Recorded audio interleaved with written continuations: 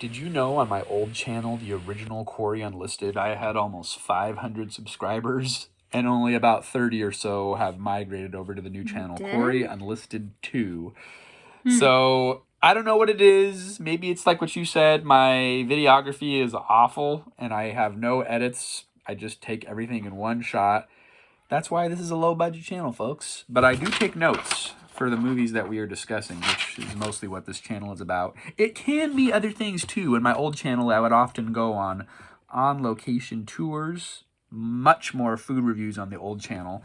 But I'm unemployed, so we're on a budget here. We're just doing what we already have, which is copious amounts of media up for discussion.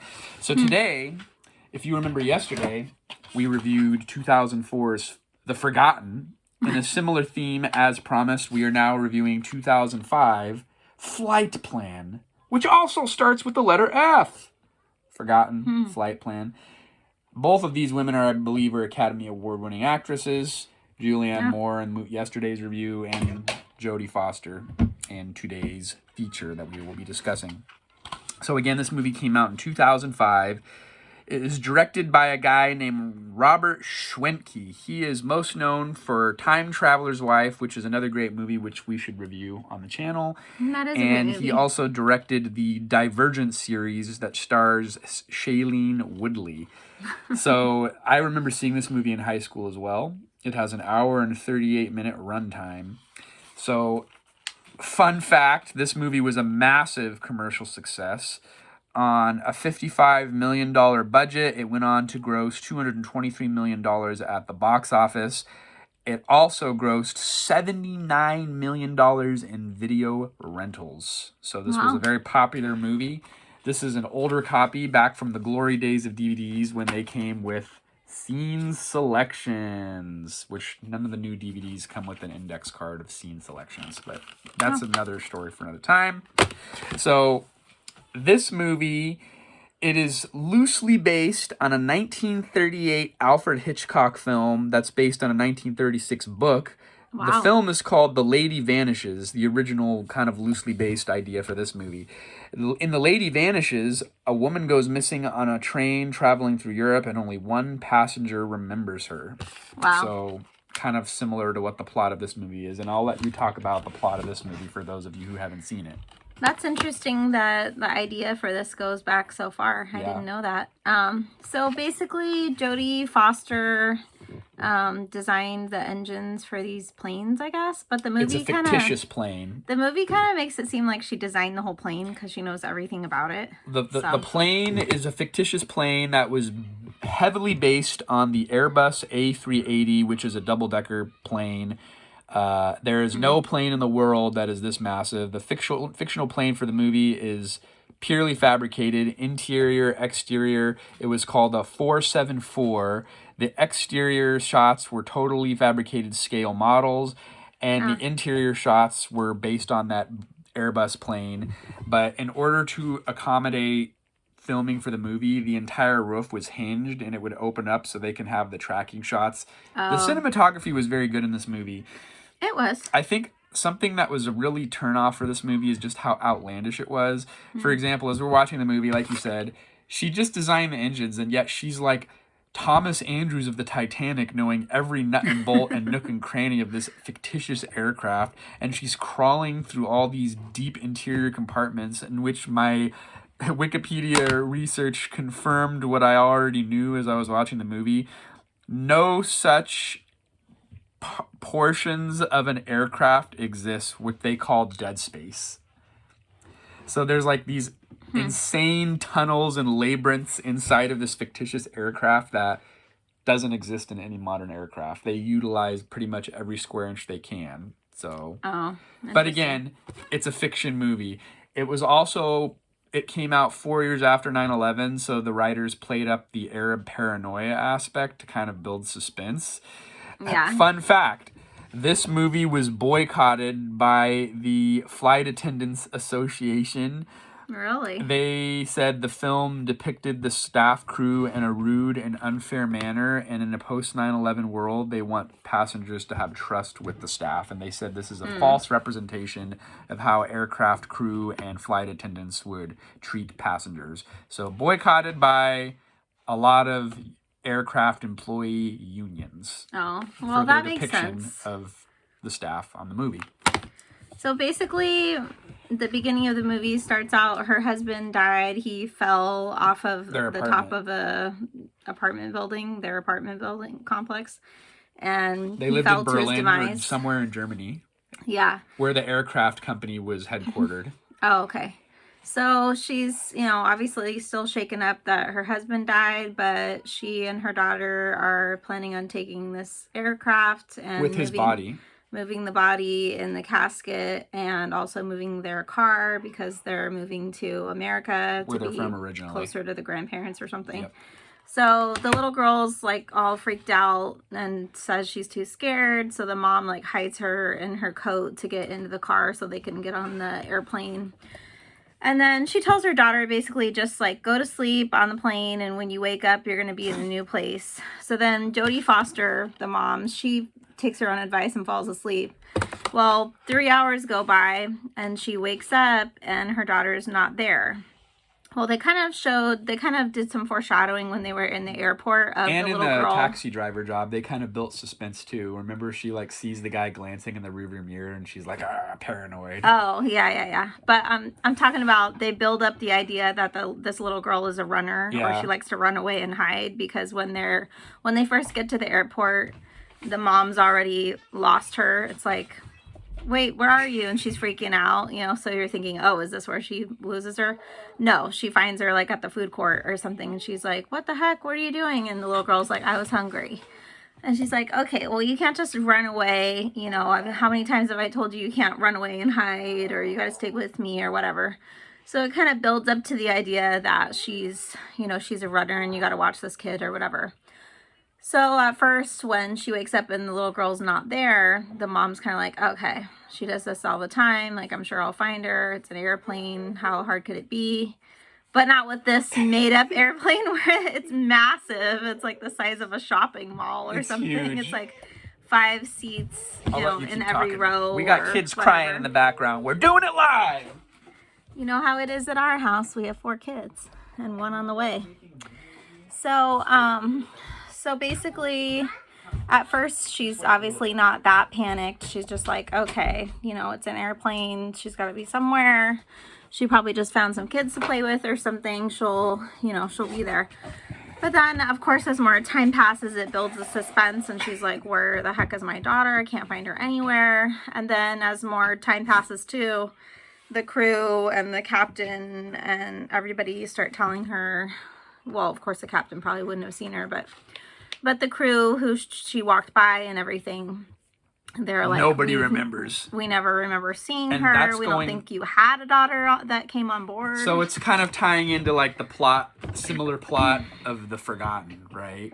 And then they check the manifest, and the little girl's not on the manifest. Also, the manipulation of facts, just like in this movie. Exactly. And then there are a couple little kids that were sitting like behind her who are like, oh, we want to help look for her. And of course, parents are like, sit down and, you're not helping or whatever.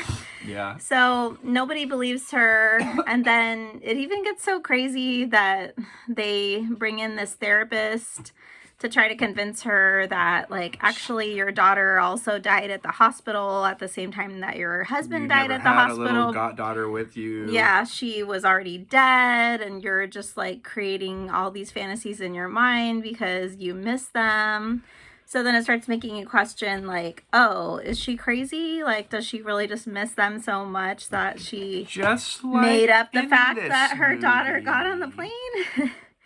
Except for this movie went in a completely different direction. Exactly. This movie... And go ahead. Somehow the build-up for this movie, like, you would think it's exciting. Like, it is a little bit, but I don't know what it's missing, but it just gets boring. And it was outlandish, right? Yeah. Samuel, get out of it. We're doing a review.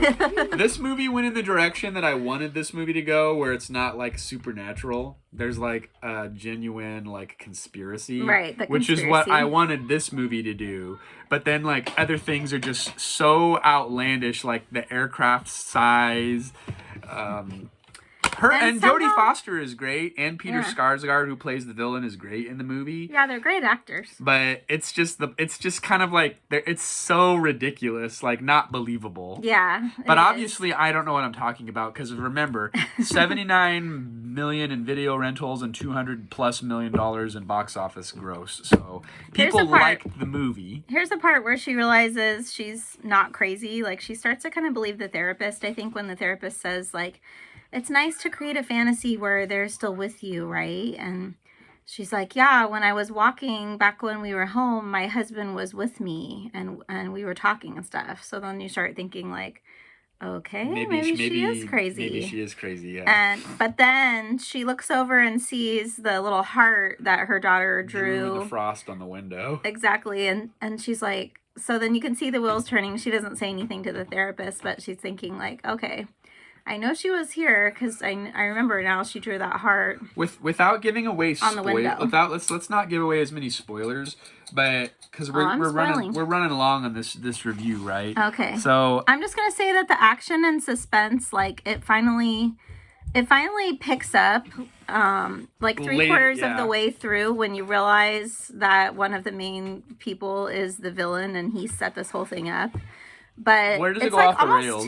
It's almost too late though. I don't know what happened, but the build up to it somehow is just really boring. I don't know if it's because they're all like confined on an airplane, but and then when all was said and done, I was left wondering like, why does this feel so unrealistic that like nobody would believe, literally no one would believe that she was there or no one remembers her? Like I don't know. I found that too far-fetched. So critics did not like this movie, but it did get a little bit better of a score than the previous film that we reviewed, which was The Forgotten.